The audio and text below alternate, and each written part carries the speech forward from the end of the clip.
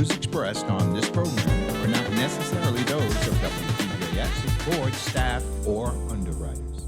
Good day. This is Ability Radio. We are here, Disability Rights Center of the Virgin Islands, to present programs and information for the disability and the major community on issues that affect persons with disabilities. As I am the Director of Advocacy, I'm Archie Jennings, along with my co-host, Shammi Carr, advocate, and our guest today will be My Brother's Workshop with the Executive Director, Jenny Hawks. Good day, Jenny. Good day, Shammi. Good day, everyone. Good day. And the topic today is National Disability Employment Awareness Month. And Shammi, you have a lot of information, more than I ever knew about Disability Employment Awareness Month. So take it away. Explain the context of how we came to this celebration for employment. Thank you, Archie. And again, good day, everyone in the Virgin Islands. This is an important month. I would say the second most important month in the disability community. First, of course, being July with the Americans with Disabilities Act. October is crucially important because it's really the backbone of our society, which is the workforce. And the U.S. Department of Labor, Office of Disability and Employment Policy, or ODEP, is the one that oversees the NDEAM kind of resources, initiatives, and also the theme. So this year, the theme is going to be Advancing Access and Equity. And that theme seems to be reoccurring a lot because of a kind of a divide that's still there with people with disabilities and then people without disabilities in the workforce. Statistically, we know there's a very large gap. But just to give a little bit of history and give context for today's show, it all started in 1945 by the veterans, and at the time, it was called the National Employ the Handicapped Week. Now, we wouldn't use that language today, but back then, it was a big paradigm shift because people had viewed people with disabilities in not the best context, also definitely not in the workforce, and most of the time, they were pretty much not part of society.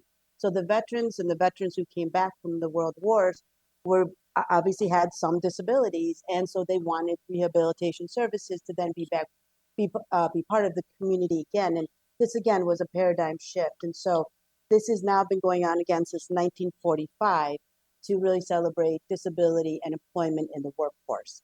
And so DRCVI will be doing some programs, and we also order the posters both in English and Spanish for the territory. And I know My Brother's Workshop also works a lot with people with disabilities and even people who are undiagnosed, and will be some great information they'll share. And they also work with vocational rehab. I want to mention them because of the fact that they're kind of the backbone of NDEAM, because of the fact of the vocational rehabilitation, not just the law and services, but also the process of being rehabbed, again, by the veterans. So, and again, at the end, I'll be happy to share some more information about what we're doing. Also to point out that working together with nonprofits and government with sort of a partnership, shared partnership in promoting these kind of activities on behalf of persons with disabilities, especially within employment, since those who have disabilities across the nation, it runs about 69% are unemployed.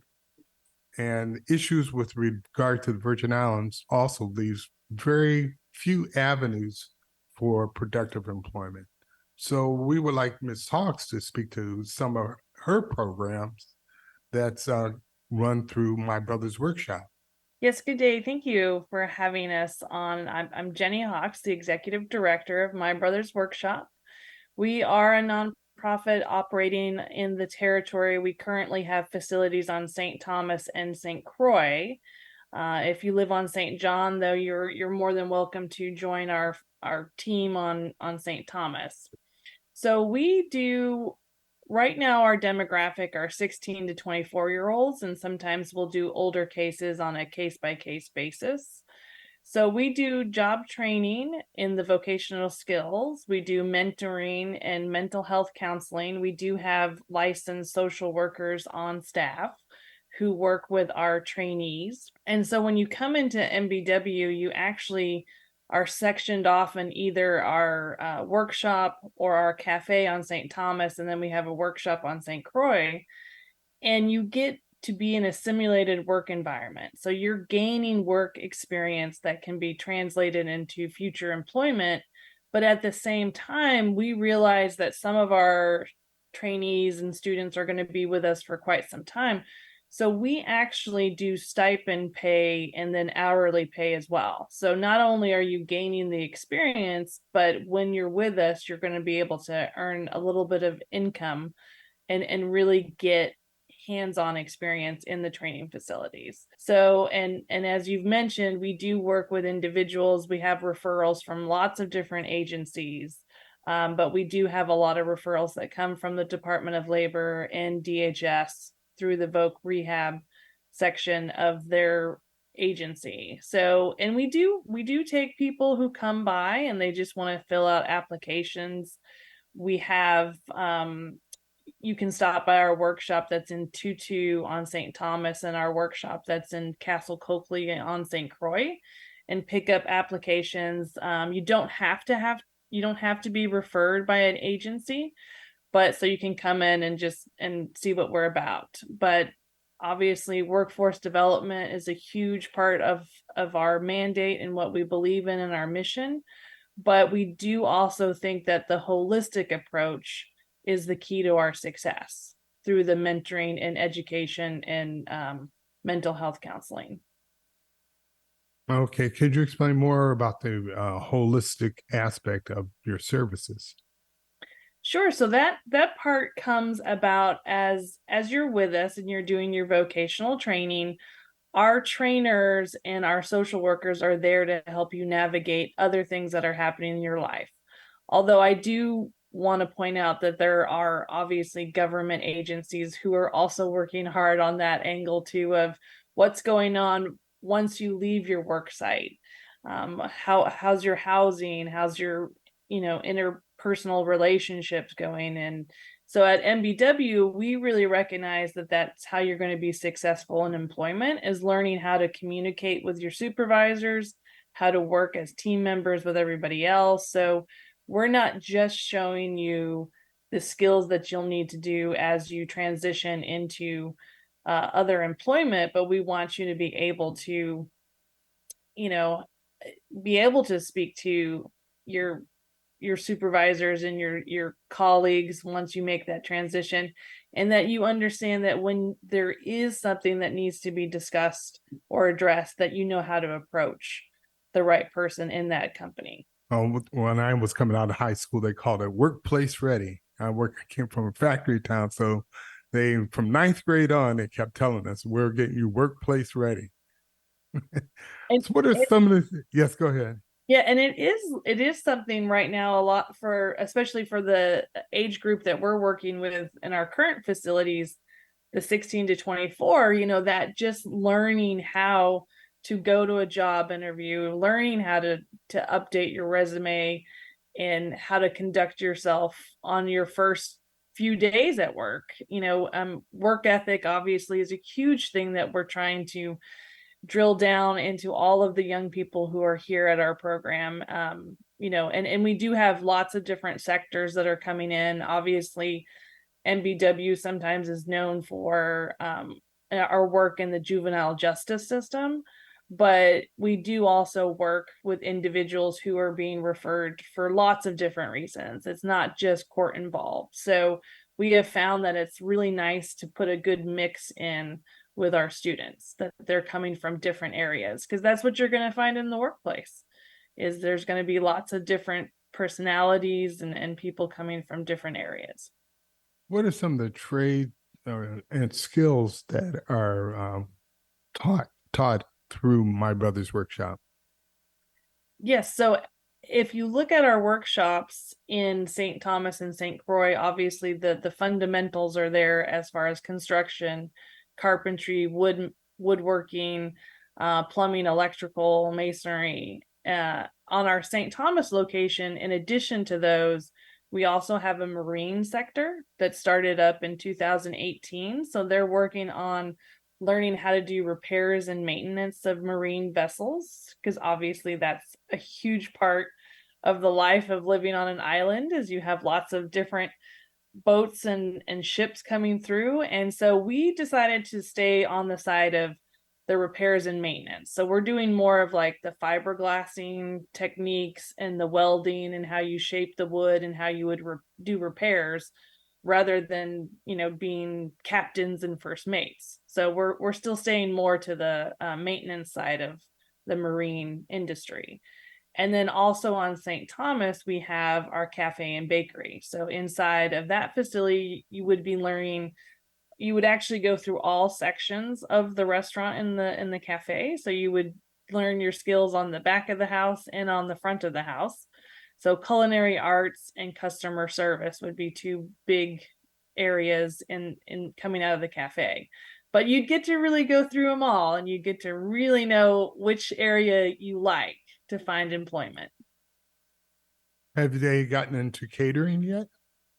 We do some catering. It is a little tricky for us because we've done more caterings in the past, and we have found that sometimes that's a little trickier for us because of our hours of operation being Monday through Friday. So we don't do any kind of job training right now on the weekends, based on mainly the staffing issue. Is we keep a very low ratio of students with a staff member. So it's 4 students to 1 staff member. So we don't have enough staff to really go through the weekends. And so a lot of the catering, you know, happens on Friday through Sunday. So we get kind of not in those areas. But we have done it in the past, and we are working on a new project of building our new campus in, you know, behind Home Depot in St. Thomas. And so that facility is actually going to probably provide us the ability to do more catering servicing. Now, could you compare yourself to Job Corps? Do you issue certification for certain skills? We do. We are able to offer certifications that come through the NCCER program from the workshop. You just have to qualify. There's certain criteria that a student would have to qualify to go through that process. We are certified, and our trainers can certify students. Just not everybody's going to fall into that category. So at MBW, we've also come up with our own certification. It's not nationally recognized like the NCCER is, but we at least have developed a system to where if you're learning a certain skill set, you're ranked on a 1 to 5 scale. So 1 means you've just started learning, and then 5 means you've mastered it. So we're hoping that in the territory that employers are going to eventually be able to recognize if a student graduates from us and they're at a level 4, they know that they might need a little bit more training, but that they can operate and do tasks on their own.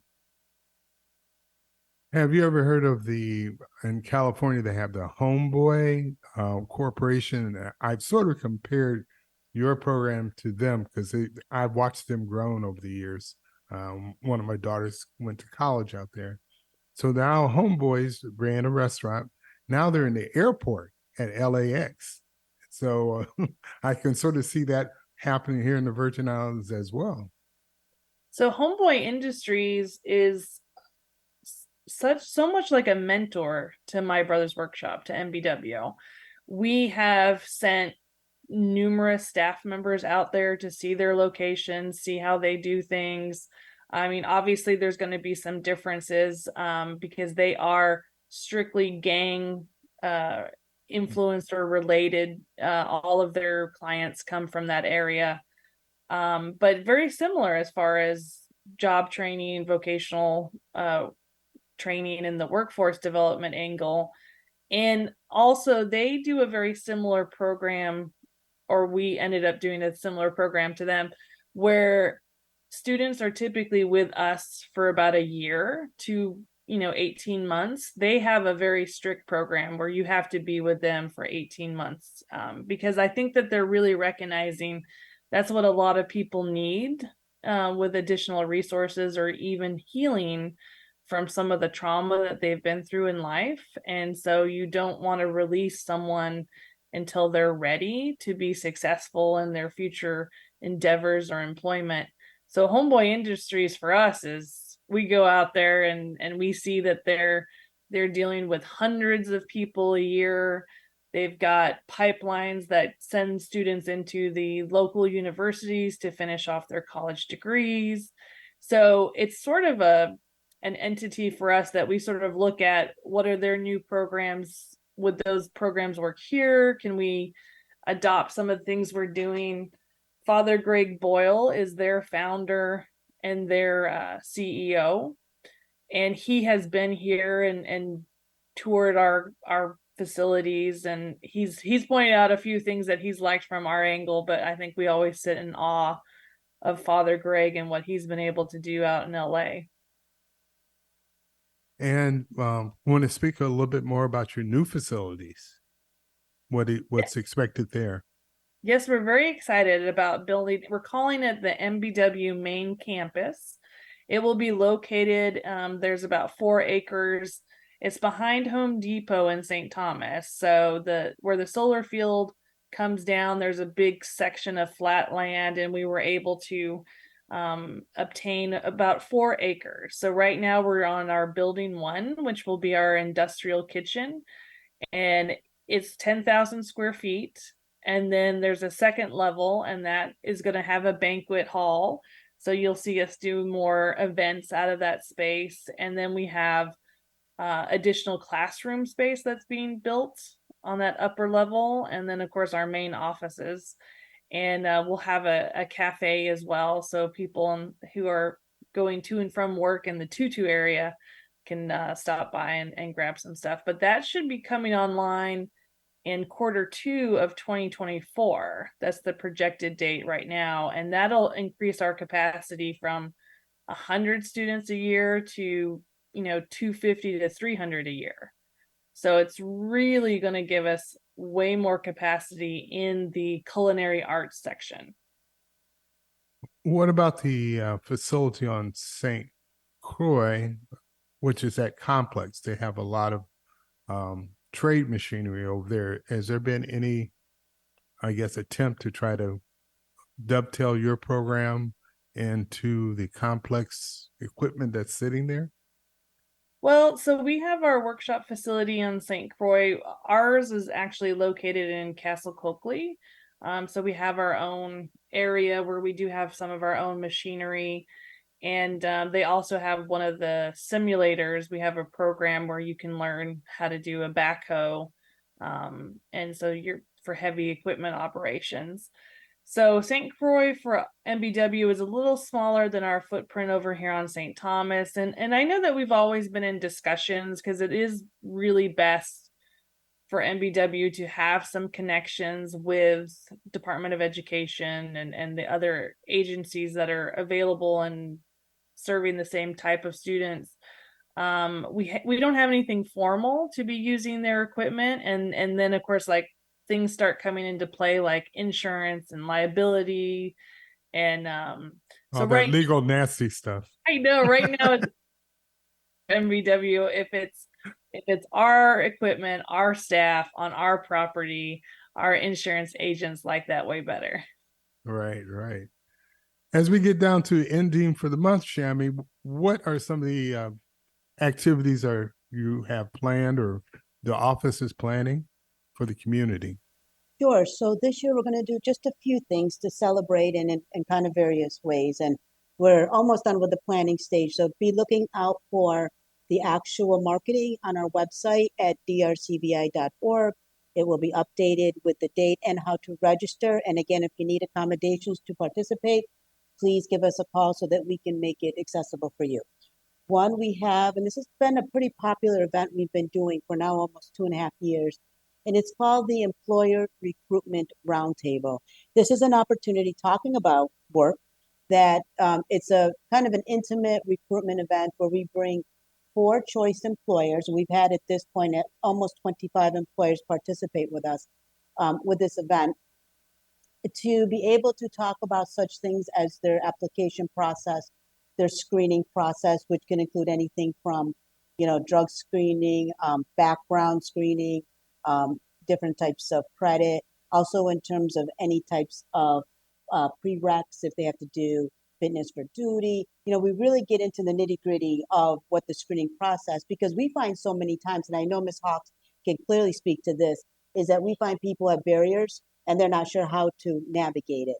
And sometimes they disclose at a very awkward time, like at a round table. So we really try to make sure that if they listen carefully, they will get the information they need to know, yes, I can qualify, or no, I have this type of conviction and I will not qualify. And so it's just an opportunity again for job seekers to hear the application process, the screening process, but also the promotional and the career ladders that these organizations and businesses provide. So we'll be doing that. We put many invitations out. We do know that M1 Enterprise, which is a health telehealth organization company, as well as a cybersecurity, they will be joining us. And again, watch for our website because we'll start listing the employers once they confirm. That is an online event, and that we don't have the date, but it will be in the later part of October. And to register, again, we'll provide that information on our website. We have another event that we'll do again later in October for people with disabilities and advocates. And I'd love to see my brother's workshop, some of your folks join, talking about things like disclosure, documentation of disability. What does it mean to have a disability in the workplace? What is reasonable accommodation? And so that's the kind of information that we want to provide, so that we have people who are undiagnosed or not sure how to disclose, that they will find a way to know what their rights are. And of course, we pull in the resources. We'll have vocational rehab joining us on that presentation, as well as Island Therapy Solutions. They're also an employment provider, and so they will be joining us on that for people with disabilities and advocates. And the last thing that we're putting together is an online forum. And again, Ms. Hawks, I'm going to be reaching out to you as well, is to really have a gathering, a roundtable of all the different employment supports in the territory. And Archie, you had talked about this as well, is to provide the community an opportunity to know, regardless of barrier or no barriers, that these are the active employment and workforce supports going on right now. There's a lot of funding. There's a lot of funding opportunity. And so this will bring together people like from My Brother's Workshop, vocational rehab, the Wheatley Skills Center, the complex in St. Croix. Also in terms of Job Corps, they'll be invited as well. So this again will be a nice way to celebrate ending, but also make sure that people in the community know what is active right now, especially post-pandemic. There's just been still some residual confusion. And I think this will be a great way to clear that up. And again, to talk about these great services as an example of our guest speaker today. Right. You want to expand upon that we're trying to reach those over 24 through probably this age range of 64? Sure. I think one of the difficulties that we see down here with an island setting in a territory with less resources is that the transition of students who are leaving high school, and in this case, we work with transition students who have disabilities, but even without disabilities, it becomes very daunting because the opportunities are limited, the opportunity for employment is limited, and there are times when students go away, whether it's for Job Corps or other vocational programs and or higher education, and they don't return back to the island. Therefore, we are losing our talent pool just by default of not having enough workforce programs. So if we could focus on that, as Ms. Hawks was talking about, that their program is going to expand and be able to work with even younger people in the workforce, that's going to give us now an opportunity to make sure that we do the best that we can, that when they become postgraduates, that now they have employment opportunities in the Virgin Islands. Just as an example, M1 Enterprise, their whole mantra is to keep people working in the Virgin Islands. Even though it might be remote, you're physically living in the Virgin Islands. You don't have to separate from your family because of work. And most importantly, you're putting your paycheck back into the VI economy. So this is just an example of how we want to make sure that as we talk about whether it's younger, middle, or later in the career, that we can retain some of the talent that we've been losing, but also produce more types of talent here locally. And along with M1, are there any other enterprises that are coming to the Virgin Islands to help fill the gap for employers? Ms. Hawks might be better to speak to that, but not right off the top I can think of specifically.